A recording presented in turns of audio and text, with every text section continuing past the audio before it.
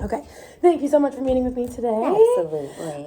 Okay, so our purpose for our committee meeting was to create a walkthrough form for me, like I'm in the shoes of an administrator, and that I would use on a regular basis to watch teachers like unofficially. So I found some of these online, and this is what everyone kind of looked at. There's a whole bunch of different kinds. We talked about how we liked some things on some of them and then others we didn't. And we ended up making our own form. And as you can see, we used this model. Okay. And what we changed it to was we left these the same, some of the words changed, but this whole section of the effective teaching practices we changed to MISD's best practices, their model of instruction. And so one of the big questions we were kind of debating on as a team was in this section, the examples.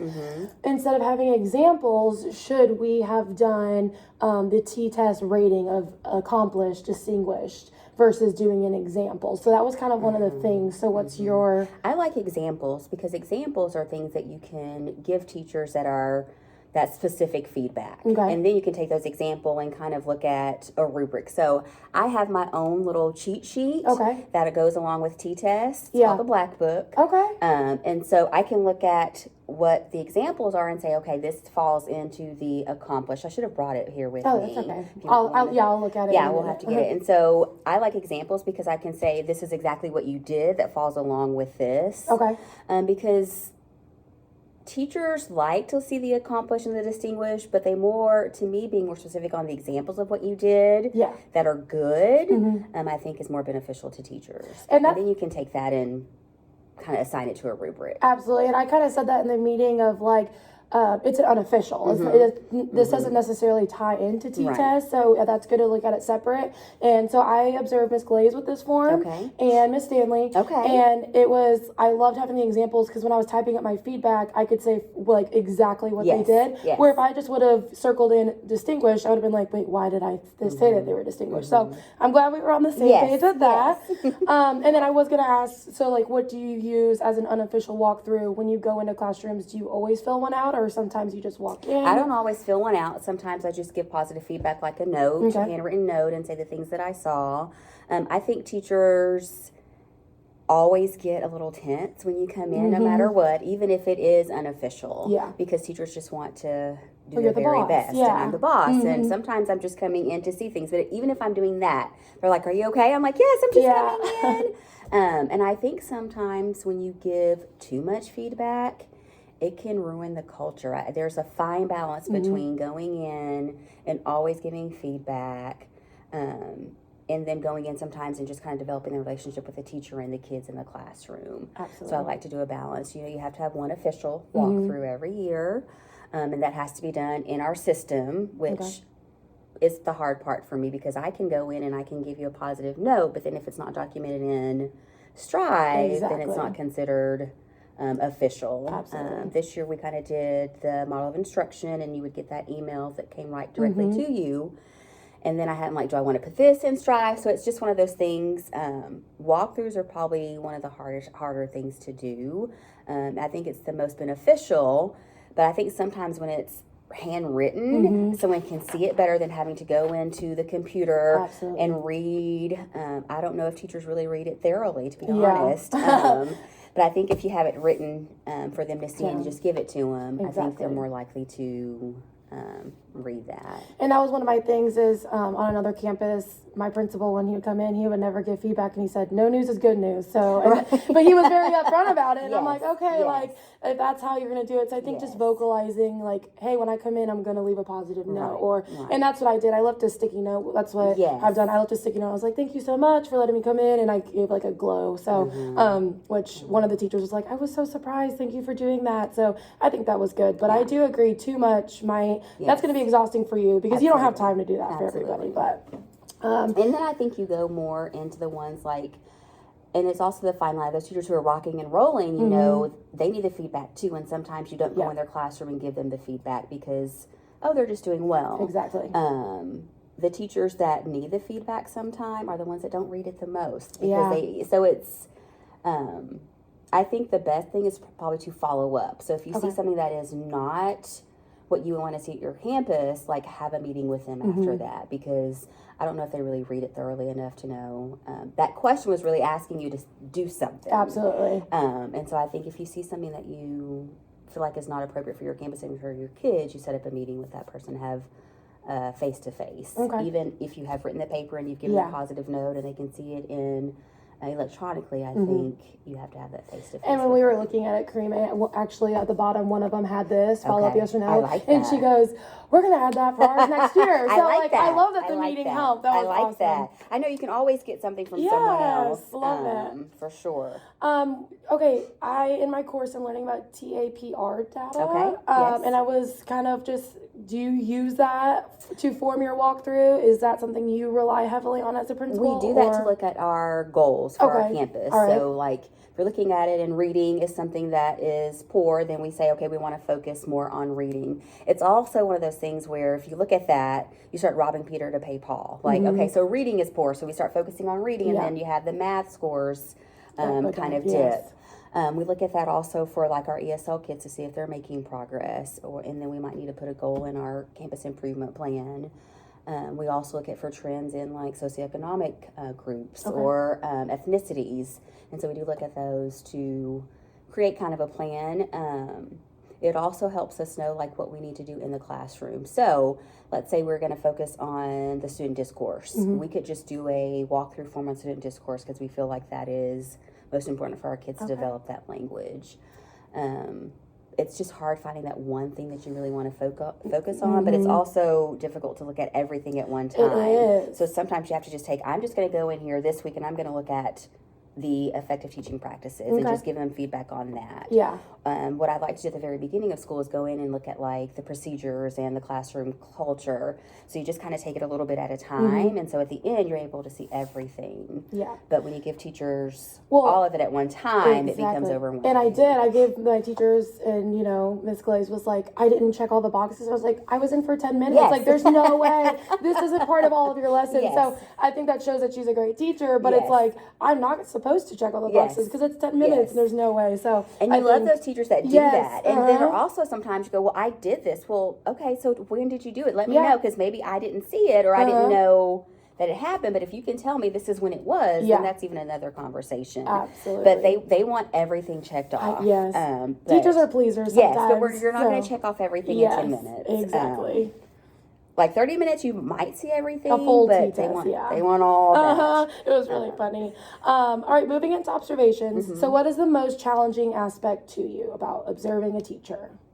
I think when I'm in there, being able to look at everything, because I try to scribe what's going on with the kids, what's going on with the teachers, and then sometimes I miss maybe some small things that I didn't notice.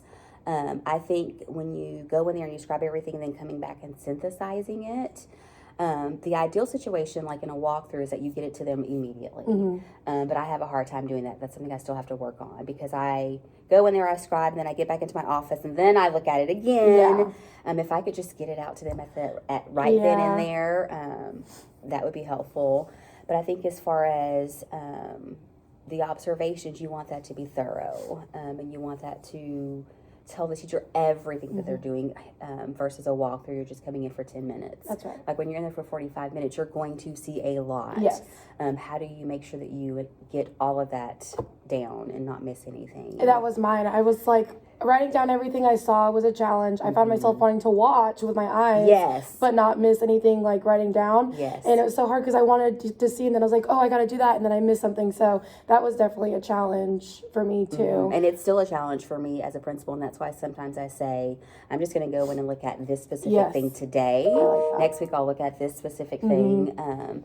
And what I've tried to do, and I haven't been good at it this year, but it's something I want to work on, is like telling teachers, I'm going to come in this week and I'm going to be looking for just this. Because I think it gives them a heads up of what you're going to be expecting.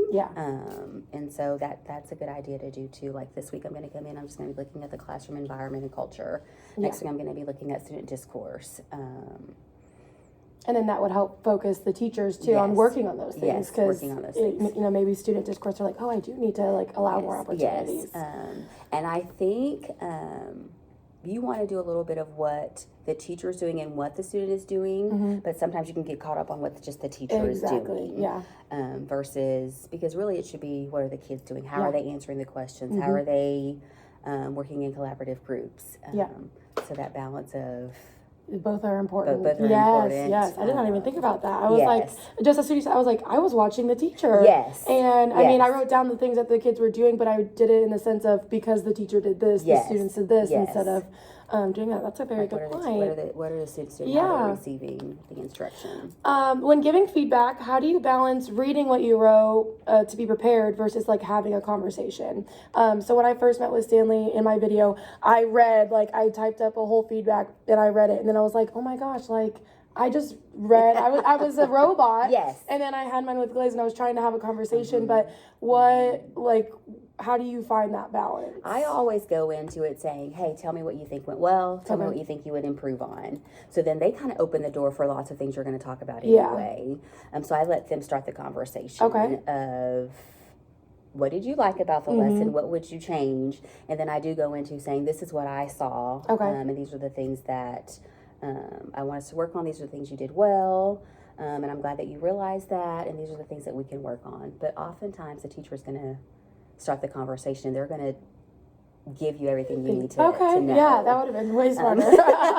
I'm like, I'm glad I'm getting to practice this because, you know, I've been in classrooms, but as like a teacher, not as someone that's like observing. And so it was a challenge. I was really nervous and I was like, but they were great. And they get, and it's funny that I get just as nervous as you all get. Yeah, and we wouldn't think that. Like when I've had my T-test with you, I'm like, gosh, she was so prepared. I was like, wow, she's so great. But I get just as nervous. That's so funny. But then just letting them talk first. And then asking them questions. I think when you're always kind of just telling, then that kind of defeats the purpose of them speaking. Like they're less likely to speak. But oftentimes, like I say, teachers are already more critical on themselves than we could ever be. So just allowing them to speak first and then asking questions versus reading the script as much. Yes. Okay. All right. Good. Thank you. And my last question. Yes. Have you ever had someone dispute your observation, feedback, or your rating? I have not. Okay. But I have had a teacher, Mrs. Glaze. Hey, I was doing this. I said, well, don't sign it. Yeah. I said, if you are not in agreement with, like, me not checking off a box and you feel like you did it, then don't sign it. But I really feel like, and this is crazy to say, but I don't know if teachers read it thoroughly. Okay. Enough to dispute it. Okay. I would say if there's a teacher that you have been going in more often, they're more likely to look at it, and then they may ask. Okay. What we did this year is we kind of created a plan. We created a plan of like, and I'm giving you inside information. Oh, yeah. But we created a plan of like teachers we wanted to go and see weekly. Okay. Those are teachers who we knew were either new to the grade level or new to the campus or new to a specific subject. And so we would want to go see them weekly. And we created a list of people we wanted to go see bi-weekly because we knew that there were things they needed to work on. And then there were teachers we just wanted to go see once a month. Okay. Because they were kind of rocking and rolling. We had been in their classroom. And that kind of helped. I do say the teachers that you go in weekly, you really have to kind of build them up a little bit more, the positive things. But there are times where it just is what it is. Yeah. Like what they're doing in the classroom is not effective and best practices for kids. And so you have those conversations. But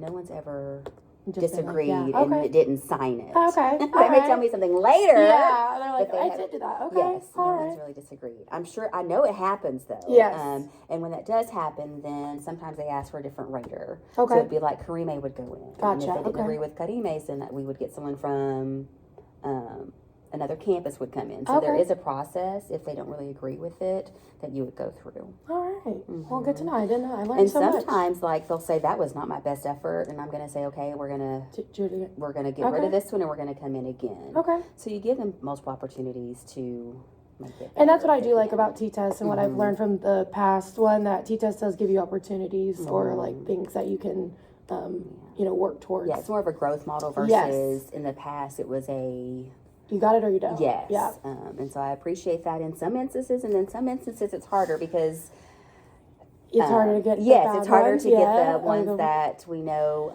yes. need really extra growth. Mm-hmm.